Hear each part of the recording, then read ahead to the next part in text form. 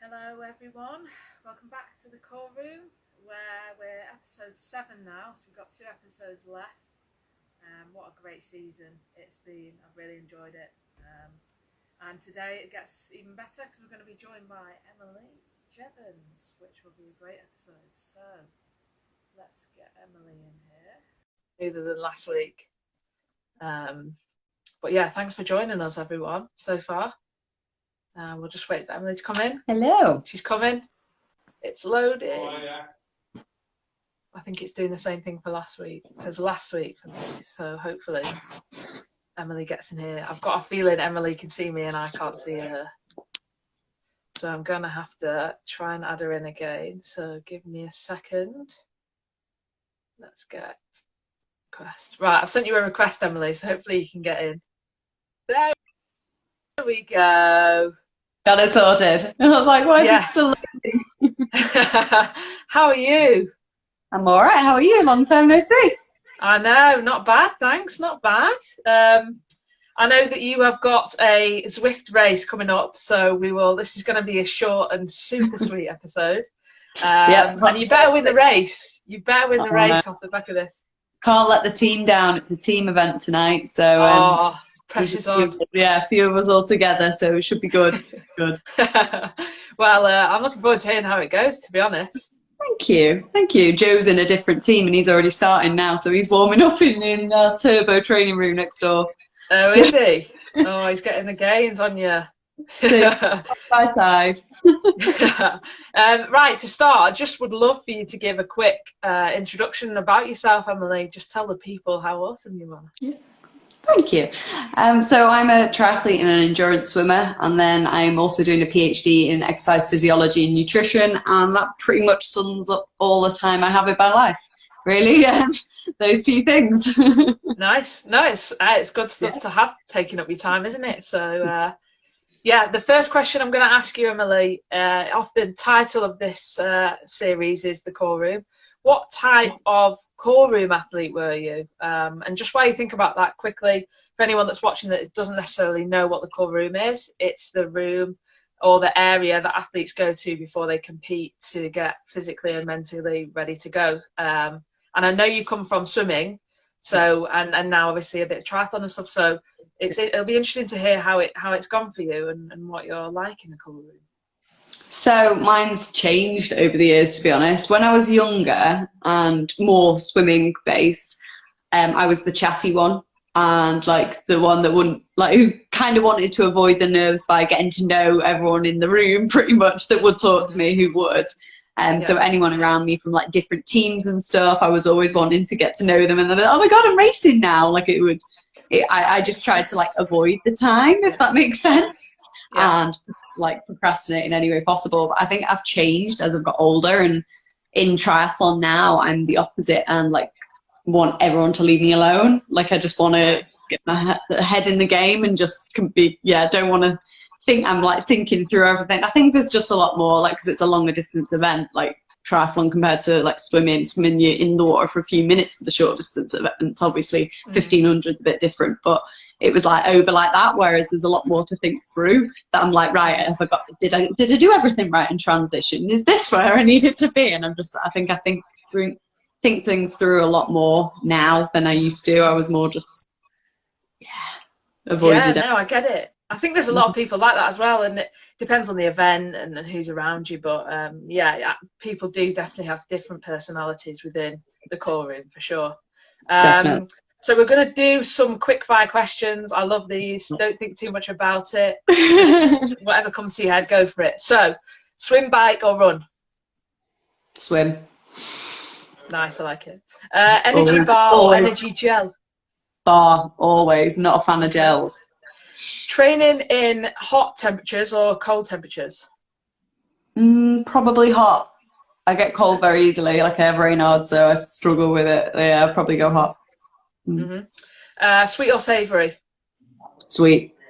Massively. Okay. Massive sweet tooth. yeah. I can relate there. I can relate.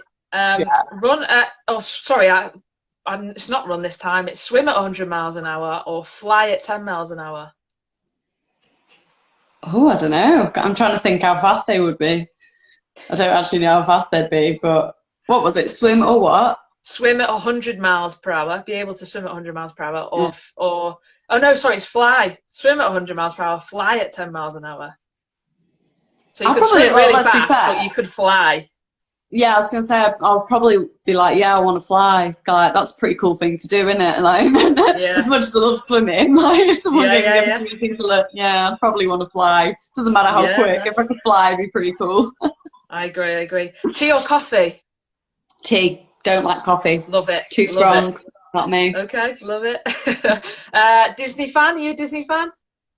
Fair, fair. Yeah, would not a huge fan, but I'm not a fan either.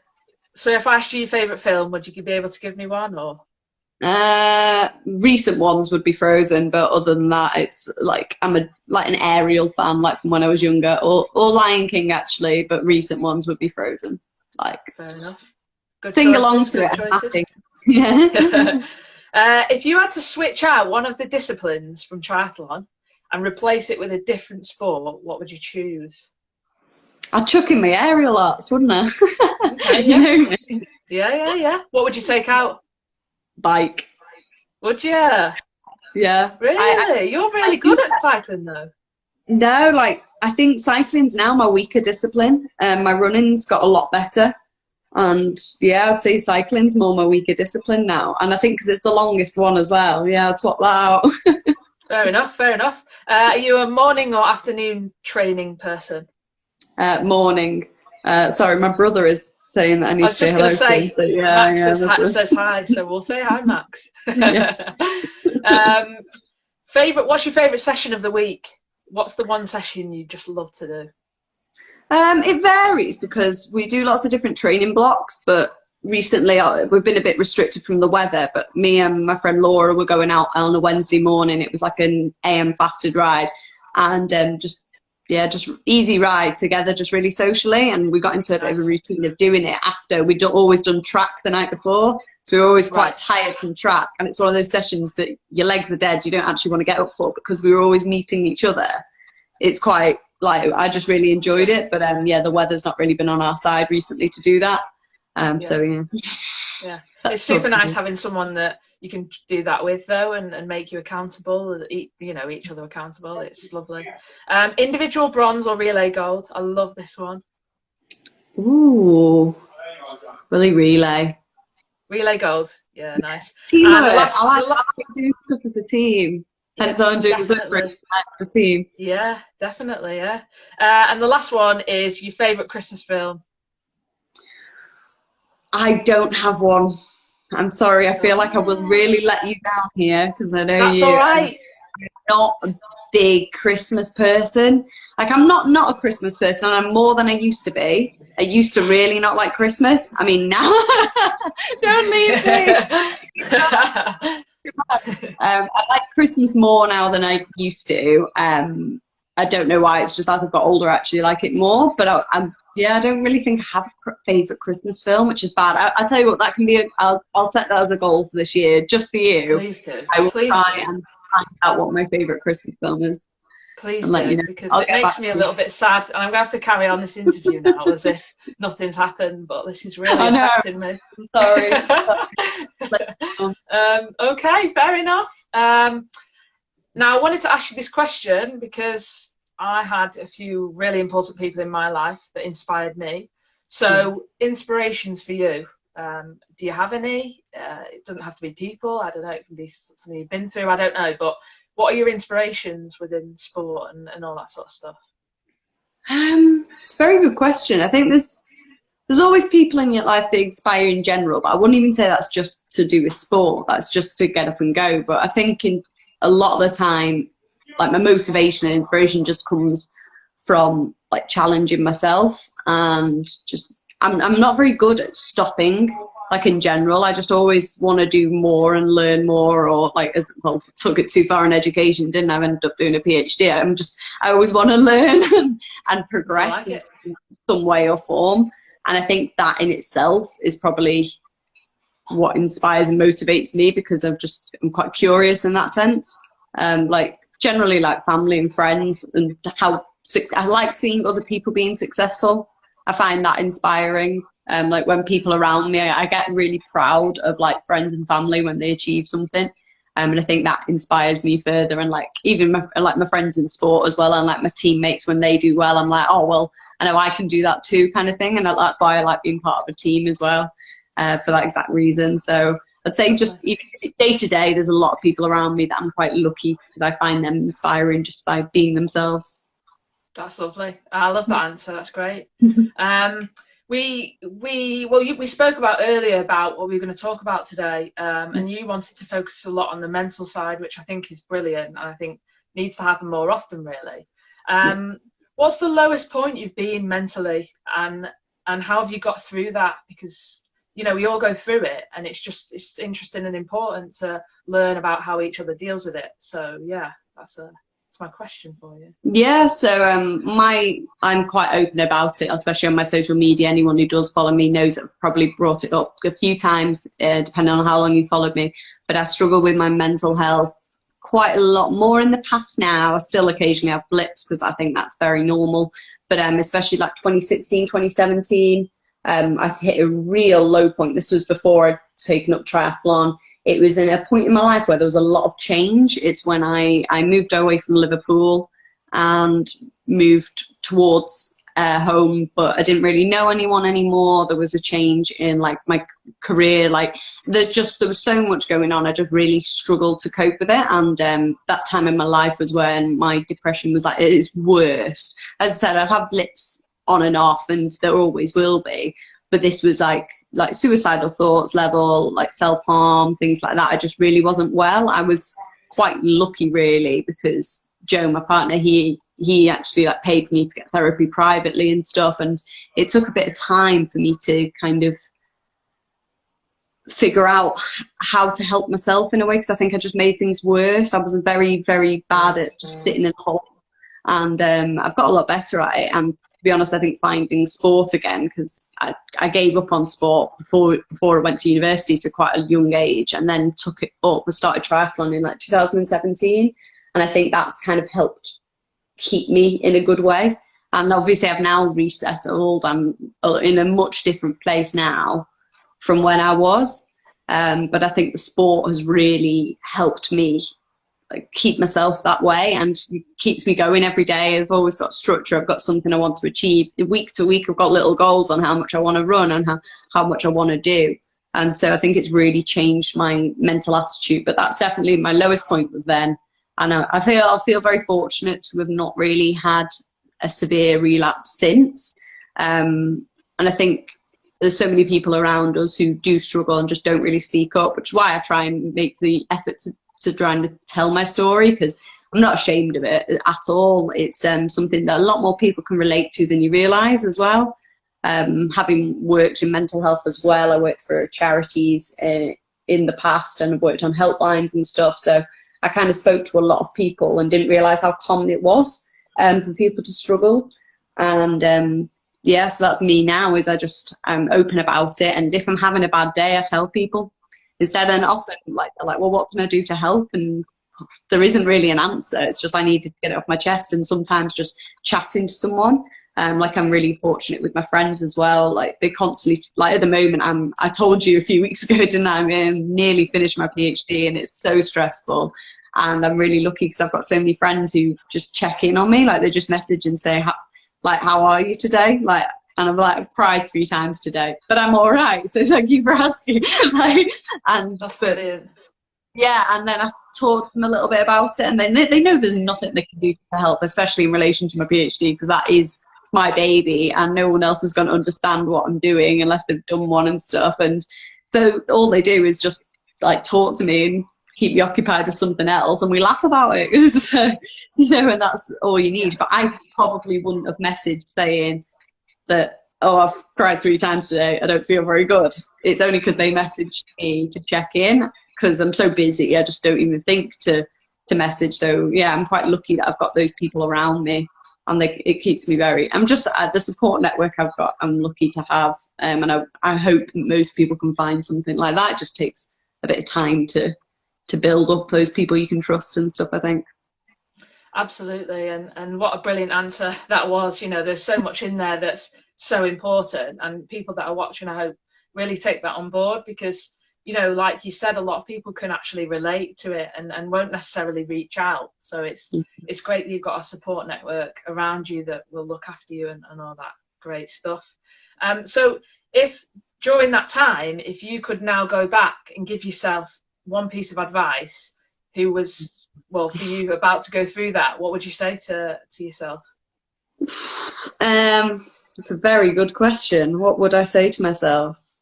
I would say that it's not going to last forever and that things change so quickly that without you even realizing. I think the thing is, I thought at that time that that was going to be it and that was how I was going to feel forever. That was like I couldn't see anything changing. And in reality, things were changing every day. And I just didn't see that at the time. So, yeah, I think it would just be to just push through it, find people around you because things change all the time. Like, yeah, you can't predict anything that's going to happen.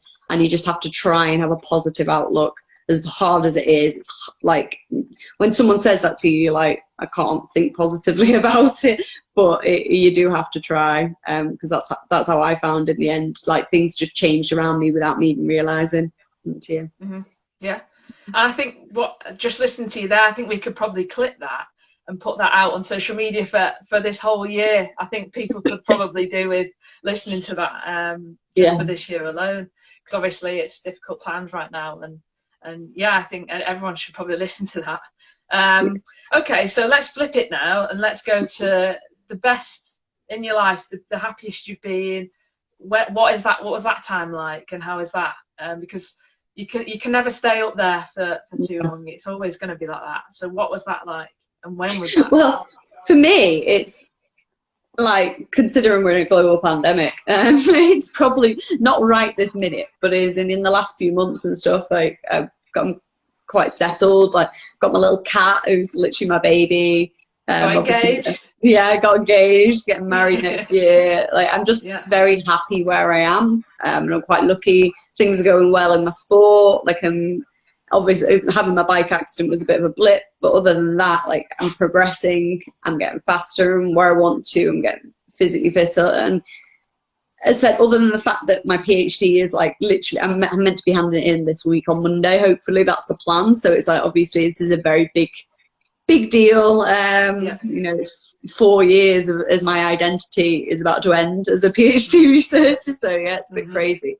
But in general, I would say right now, like overall, I'm just very happy at the moment. And as I said, everything's going the way I wanted to in my sport. And it's just, yeah, pushing through. But I'm at that point now where there's a load of change coming again. Because obviously my career is about to change. I've got to look for jobs and stuff like that. So again, I'm at a big point of change. But at the moment, I'm quite happy the way I am. So yeah, but I'm appreciative of where I'm at the moment. But although I know change is coming, so I've just got to kind of enjoy it for as long as I can and keep it, hopefully stay happy. Yeah, definitely. No, and if you listen to your own advice, which we're all rubbish at doing, there's no reason why you can't be. And if you do go down there, then that's fine. But take your own advice and talk about it. But a very exciting year for you, really, which is fantastic. And you've talked about obviously your PhD ending and stuff like that. Do you have any plans next? Like, what would you like to do? I'd love to stay in research and science in general. Like I love physiology and sport and even working in applied sport, but my main issue seems to be in academia, a lot of people like relocate, and my issue is I don't really want to relocate that far, so it's finding some kind of job that I'm happy doing that's in the Northwest, basically. That's going to be my hurdle. But that's what I'd want to do next. I feel like for a while I'm going to be training quite a lot because I think there will be a little gap while I'm looking for stuff. So you never know, maybe I'll just become a full-time athlete for a while. Lovely, I like it. Have you got any ideas of races you'd like to do, or are you just waiting to see what happens, I suppose? Well, I've pretty much sorted because everything was cancelled this year. It's just been pushed back to next year. There you go. What's first up, or should be first up? First up is just a small sprint triathlon. I'm hoping to go to the Masters swimming. I went to regionals last year and qualified for nationals, but obviously that got cancelled. So maybe go down that route again, because I'd literally just took up pool swimming again. You'd be so proud. I love that, and now I'm annoyed because you've taken in away from Feb, me. I finally was like, yeah, I'll give pool swimming, like racing, a go again rather than just open water. And then, well, COVID happened, so it's not really happened. And then my main race next year is Ironman Barcelona, and then I think I've got the Swim Run Worlds that I was meant to do this year, but I'm not sure if I'm going now because I think it actually clashes with not near the wedding, but like stuff around then. So I think there's too much close together and like going abroad. So I think I'm just going to focus on the Ironman because obviously it's completely different events and like the endurance side of it and the distance, and Joe's doing it as well. And I think my main focus for next year is my Ironman really, because I've not done that distance before. I've got a few other races like 70.3s in there. I've got a few halves. I've got a 10k swim, 10k swims. I think I've got a 16k swim. I've got a lot booked in already from this year. So we'll see where I end up. Year. Hopefully, that's the plan. Yeah, I just have to not come off my bike again. Yeah, just don't do that. It's not fun. Yeah. It's never fun. Yeah. I'm mindful. I don't know what time it is. Do we have time for another question, or do you need to go? We can do one more quick question. I think we're all right. Okay. Oh, one more quick question. Okay, outside of sport and your PhD, I know you don't have a lot of time now, but what do you like to do to have that balance? What do I like to do? Oh, well, I'll tell you my new hobby. I'll show you my new hobby. Okay. Oh, we're getting shown something here. This has never happened before. The Christmas tree's in the background, so that gives me There is. I've started painting cycling shoes. Wow, that is cool. That is really cool. That's my latest hobby at the moment, because I do a lot of art anyway, or I used to when I had the time to, but time was kind of the essence, and now I've got a little bit of, I kind of use it as like a therapy. Like I don't really, as I said, you won't have seen much of my art on my social media. It's not something it's not something I show massively all the time. I used to do it on commission, and I even did an art battle a few years ago in Manchester, and like in front of like 500 people, like a live art show. Like wow. So I've done, Look at all this coming out. Yeah, it's just I didn't really have the time to kind of practice it as much, but I've been trying to get into it a little bit more. Obviously, knowing my PhD is coming to an end, that I was like, well, there's always that art stuff. So I've kind of thought, why not give cycling shoes a go recently? I've done a few pairs now and just enjoying it. Amazing. A woman of many talents. Try my best. Right, well, I know that you're raring to go for this team event on Zwift, and I hope you post about it or something, because we'd all love to know how it's gone. Good luck. Not good luck to Joe, because he's not on your team. No, I know he's been but yeah, have a good one, and thank you for talking to us. That's some awesome stuff in there. Awesome stuff that I'm going to clip, and I'm going to get it on ITV somehow. It's been really nice catching up. And are you in Lanza or Manchester way at the moment? I'm in Manchester way at the moment. Going back into tier 3. We're tier 2, luckily. So oh no, a little bit down the road. But all right, well, hopefully I'll be able to catch you soon, whether it'll be in this definitely. Definitely. No, I know. Right, well, enjoy your race. I'll speak to you soon. Thank you. Bye.